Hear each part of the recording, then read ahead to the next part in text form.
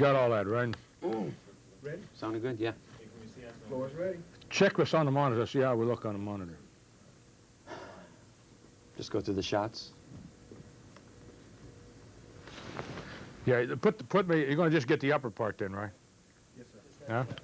Right? That is not going to go any wider than that. Only on my camera. Punch up to it again. Hmm. You know, only wide shot. When you're asking the question, sir, the camera be on you.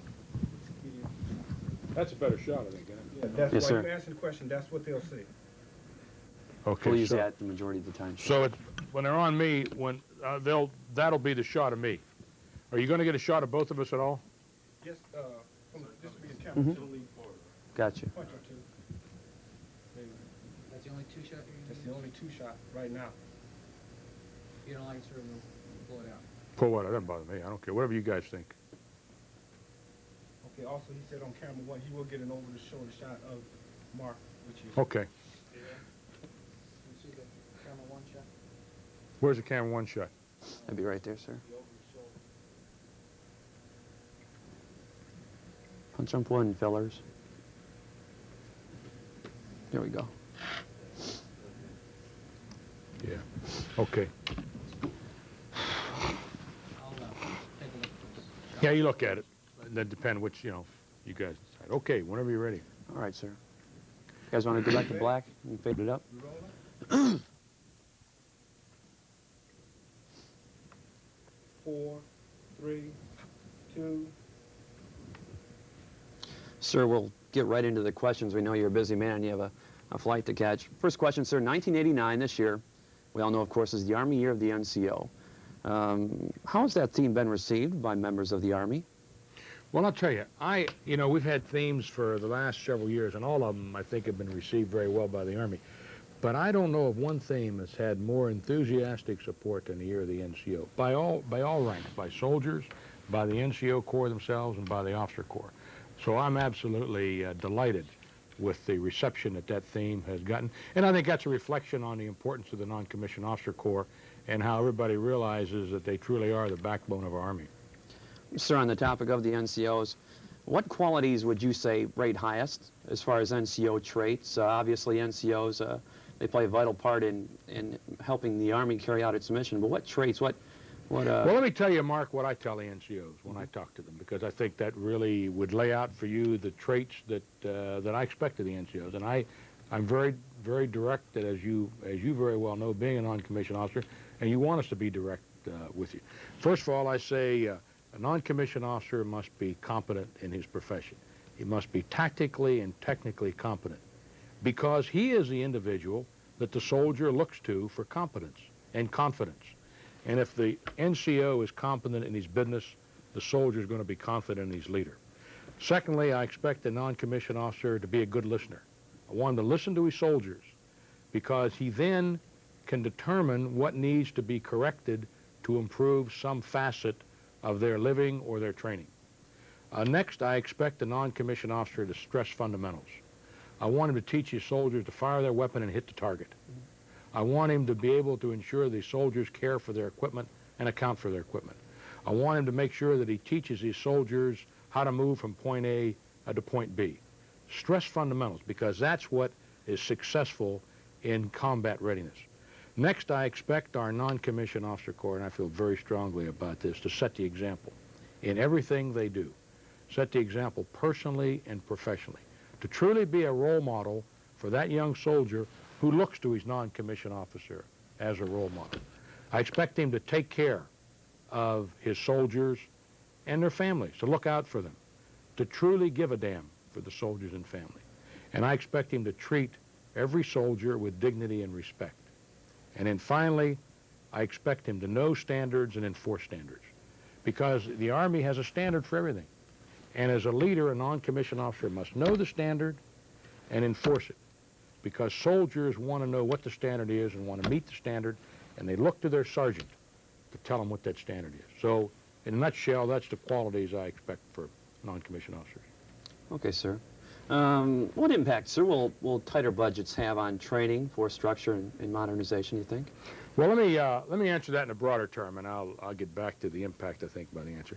As as we put together our Army programs for this year, and as we look to areas that we would have to adjust as a result of the reduction in total resources provided all the militaries, I believed it was important to set certain priorities and say we were going to build our program based on these priorities. And of course, the first priority is to ensure that we have the highest state of readiness of our force, that we truly are a trained and ready Army. And so the priorities flow from that. First priority is that we maintain the quality of the force, and that we provide those resources necessary to attract and retain the best soldiers we possibly can. The next priority was near-term readiness, that we would ensure that we had the essential elements of readiness, which translates to training, funds, and so forth. That we would slow the pace of modernization as a way to reduce our funding levels. But we would modernize in those systems that give us the greatest combat capability. And that finally, we would protect essential force structure. That was the priorities we laid out. So how do we do? I think as well and better than I expected us to do. First of all, we did protect the programs that allow us to attract and retain quality soldiers. We were able to protect the pay raise. We were able to protect our recruiting investment so that we can provide the resources that attract soldiers. The Army College Fund, for example, was protected in this. Training funds, I think we did very well in protecting training funds. And associated with that from a readiness standpoint are those essential elements of quality of life which contribute to the readiness of the force. We did slow the pace of modernization. We had to eliminate a couple of systems. I didn't want to do that, but we just simply had to eliminate a couple of our systems because we didn't have enough resources to fund them. But the essential long-term high priority modernization efforts, programs, we kept intact in terms of tanks, fighting vehicles, artillery pieces, and helicopters. And then finally, we had to reduce by about 7,900 spaces our force structure. I didn't want to do that, but it was necessary. So all in all, I believe that, that we protected the quality of the force, we protected the readiness, translate that to training and quality of life of the force. We did slow the pace of modernization, but we did it, I think, in a very disciplined manner where the priorities we set in modernization we were able to continue, and we did have to take a cut in force structure. Mm-hmm.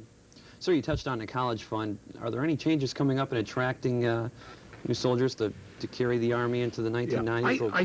Yeah, I think there's a number of ways that you attract soldiers. One is incentive programs, be they the Army College Fund, those kind of things. And by the way, as you know, we have the Army College Fund right now for combat armed soldiers. Mm-hmm.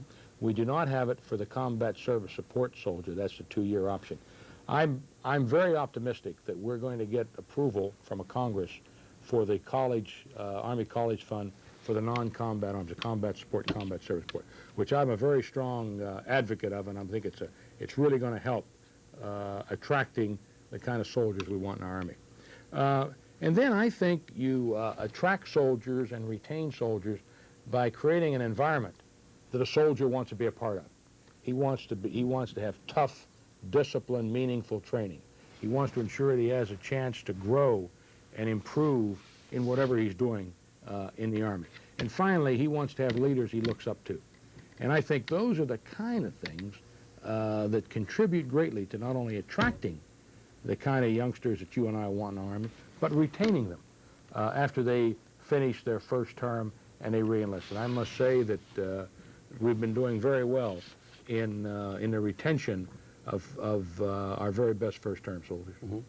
So you sound like you'd make a heck of a recruiter. Speaking of recruiting... Well, I mean, I'm a great supporter of the recruiters because without them, we'd be in difficult situations. Absolutely, sir. What would you tell a recent high school grad, sir, who's considering making the Army a career? What would you tell him? Well, I'd tell him that if he wants to join a organization that is on a move, if he wants to join an organization that knows where it's going, if he wants to contribute to that organization, at the same time learn and improve himself, If he wants to work side by side with some superb youngsters, and if he wants to be led by some great leaders, then the Army's a place for him.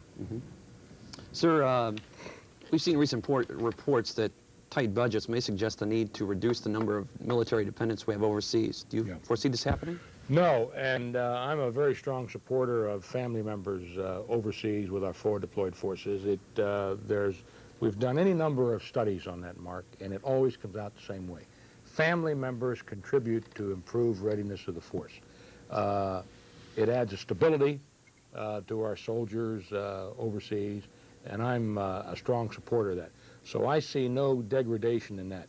I hope that that over the years we can continue to provide the kind of programs necessary to support our family members overseas. Sir, as you well know, this past, a couple months ago, the Republic and the U.S. concluded Team Spirit 89, the annual ROC U.S. Defensive Training Exercise. How would you rate Team Spirit, sir, as far as enhancing readiness? Well, as you know, I wasn't here for the actual exercise, but I followed it very closely, and I talked to commanders and non-commissioned officers at every level, both those who are stationed in the Republic and those who deployed over from the United States to 25th Division elsewhere, and to include having long discussions with the SINC General Military. And I must say that I just assess it as being the most successful Team Spirit we've had. I just think that the opportunities that presented itself on that exercise allowed us to improve in any number of areas that contribute to not only the readiness of our force, but to mutual security and stability between us and the ROC Army. And I think from every measure, from deployment, from exercise, redeployment, command and control, it was just a first-class effort, and I'm really proud of every soldier who participated in it. And as a matter of fact, in my discussions with ROC officials the last couple of days, they felt the same way, that it was just a superb exercise. Sir, it doesn't seem that long ago that you were last here in the Republic, and we sat here and talked. Right. Has anything struck you as different, sir, this time around? Well, I'll tell you what has struck me, not different, but what has struck me is a continuity of commitment over here on the part of our soldiers. And as you know, I traveled extensively the last couple of days, and from Taegu all the way up to the DMZ, and had a chance to talk to a great number of soldiers and leaders and assess the readiness. And I just must say that if anything, I assess it as even better than it was last year, and as you know, I was very, very complimentary of last year. And I think it's continuity of effort. It's an understanding that we are here for a purpose. We're here for mutual security and stability, that we have a mission here, that every soldier that's here understands that he or she has a responsibility to meet that mission, that the environment that has been created over here is a healthy environment where soldiers feel good about what they're doing.